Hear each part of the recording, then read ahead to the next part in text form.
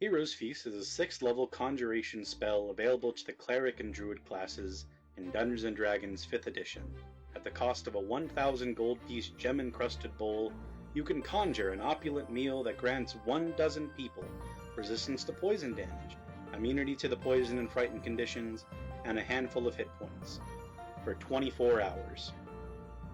It's also the name of the official D&D cookbook, published by 10-Speed Press in 2020. This tome promises 80 different recipes from different cultures across the multiverse. And I'm going to cook them. All of them. In order. Hail and well met. I'm Chef Zach, and I've been playing Dungeons & Dragons for over a decade and having fun in the kitchen for even longer. In this series, we bring the flavor town to Faerun, saute onions in the Underdark, and remember to never adventure on an empty stomach as we go from tabletop to tabletop.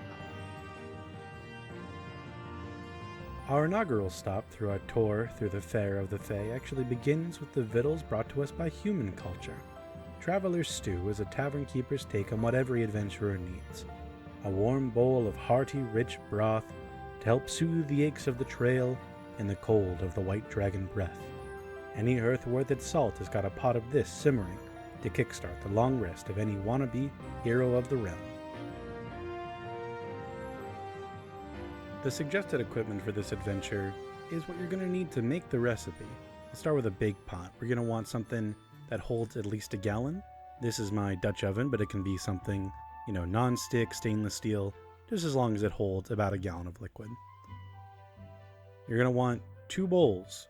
One to be somewhat large to at least hold the meat and as well as the flour you're going to be tossing in this bowl. Next, you're going to need a wooden spoon. Wooden spoon is very crucial, as you'll see later. This is a Golden Girls wooden spoon, but it does not have to be. A vegetable peeler. Going to need that to peel the vegetables. As well as a sharp knife. This is my +1 blade of chopping. And a cutting board to cut all of these vegetables on. Before we roll initiative, we're going to want to put our mies and their plats. You're going to need a 1/4 cup of flour, some fresh ground pepper, and some kosher salt. We prefer fresh ground pepper and kosher salt here. They usually carry a lot more flavor, but the stuff from the shakers is okay too. About 1.5 pounds of beef stew meat. Something like chuck, something tough and lean would be good for this, but I just get it from the grocery store already cut up into cubes. A carton of low sodium beef broth. Now I have unsalted here. You want to get as little salt as possible so that way you have control of the salt at the end of the dish. About a tablespoon of vegetable oil. I'll need a little more later as you go. And now for some of the vegetables that you'll actually have to prepare. 2 large carrots. We want to give those a skin. And a chop into about 1/2-inch rounds. And next you'll need 3 Yukon Gold potatoes. Same deal, we're going to peel. And chop. These into about 1-inch pieces. Next on our list here is a large yellow onion. Going to give that a peel. And a chop. The size of these doesn't quite matter, but we're going to do about 1/2-inch pieces for this as well. And last but not least to the party is fresh parsley. At the end here, we're going to have about a 1/4 cup. Going to give that a peel. Mostly just want to take the leaves off of the stems. And give that a chop as well. Just dice it up real fine. It'll go in at the end. And now for what I'll call the unicorns of this dish. These are the ingredients that were harder to find and sort of make or break whether or not you should decide to make this. You have just a teaspoon of sweet paprika. Recipe called for specifically sweet. Upon research, this is something like Spanish or Hungarian paprika, but normal would probably be just fine. As well as just a cup of dark beer. And again, we need just a cup of that. Go ahead and pick the prize out of there.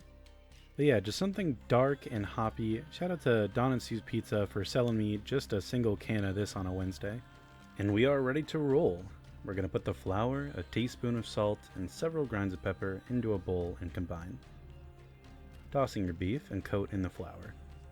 Large pot on the stove with a tablespoon of the oil set to medium-high heat.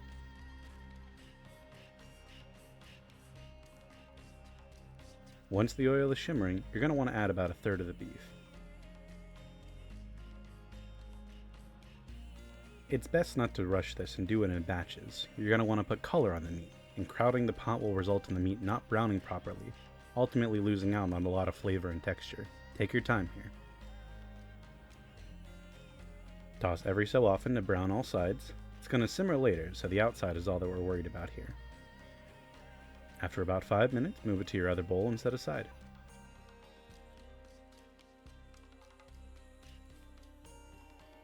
Repeat with the rest of the meat, adding oil as you go if needed. After the rest of the beef is done, quickly add the beer to the pot and start scraping the bottom with a wooden spoon. Waiting too long to do this can result in all that tasty fond on the bottom burning. Using a wooden spoon is critical here, as you don't want to scratch the bottom of the pot. Scrape, scrape, scrape, scrape, scrape until you've gotten all of that goodness off of the bottom. Not only does this flavor and thicken the final broth, but it can still burn if you're not careful. Once our investigation check comes up with nothing, add a carton of broth, the paprika, and cooked meat back to the pot. Heat goes on low, cover, and let simmer until the meat is super tender, about 90 minutes to 2 hours here.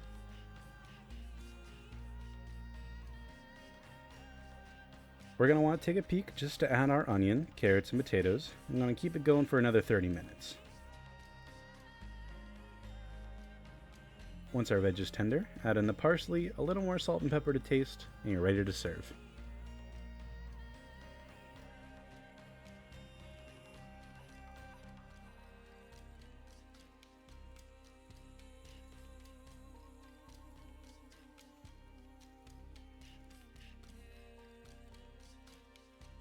So that's the Traveler's Stew.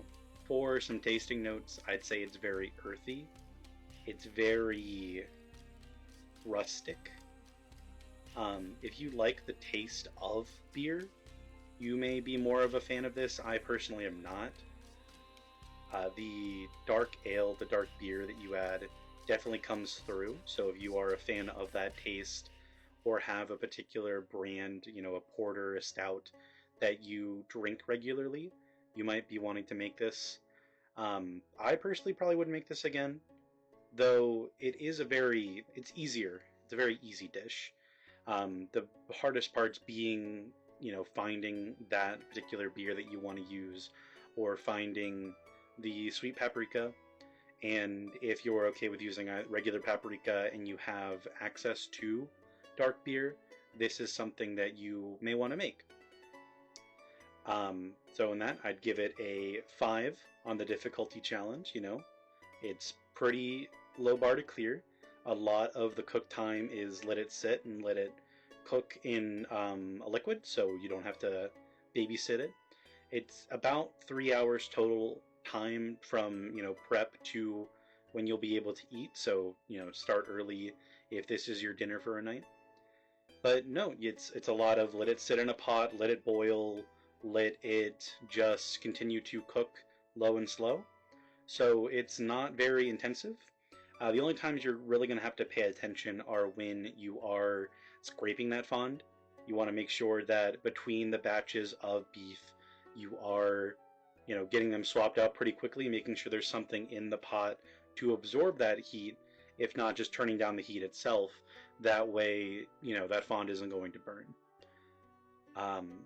As far as taste, I would give it a 13 out of 20. It's very earthy. I think it's not necessarily missing anything.